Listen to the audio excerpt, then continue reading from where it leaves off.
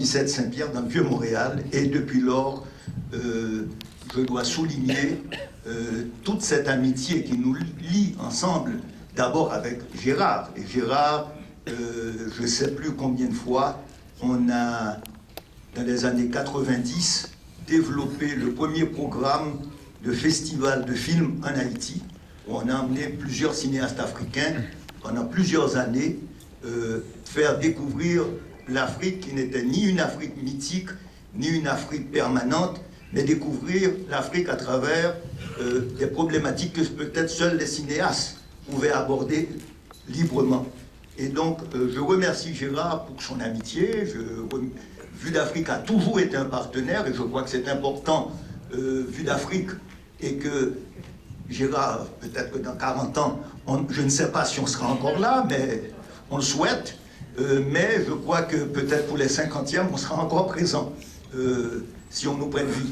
Mais je pense que ce qui est important, c'est que pour ce prix des droits de la personne, le CITICA, c'est à la fois une bibliothèque, une maison d'édition, une maison de production, mais aussi et surtout l'organisation d'un programme qui s'intitule depuis plus de 25 ans la Semaine d'action contre le racisme, qui œuvre dans la ville de Montréal. C'est plus de 80 événements durant la semaine qui touchent toute la problématique du racisme. Et avec ce prix qui est là depuis plusieurs années, nous avions voulu au départ souligner une personnalité haïtienne qui a œuvré et qui est morte malheureusement et prématurément en 86. C'était Monsieur l'évêque, qui était un prêtre jésuite, qui a été un des fondateurs de Relations, mais qui a été un des premiers défenseurs des communautés, non seulement haïtiennes, mais latino-américaines, africaines ici. Et pour moi, c'était important de souligner à travers ce prix, au moment où nous vivons un moment extrêmement difficile, et j'ai une pensée toute particulière pour mon peuple, Haïti, qui vit un moment tragique avec cette situation où des gangs opèrent librement et avec la complicité de beaucoup de l'international aussi, et puis il faut le dire, mais aussi une pensée toute particulière pour nos frères soudanais, ceux du Congo, ceux de l'Afrique, de la République centrafricaine et du Mali, donc de tous ceux qui connaissent des situations difficiles, au moment où en Afrique aussi, il y a une nouvelle génération, et on l'a vu lors des élections sénégalaises, qui est en train de repenser les rapports de l'Afrique avec le monde extérieur. Merci. Je pense qu'en ce sens,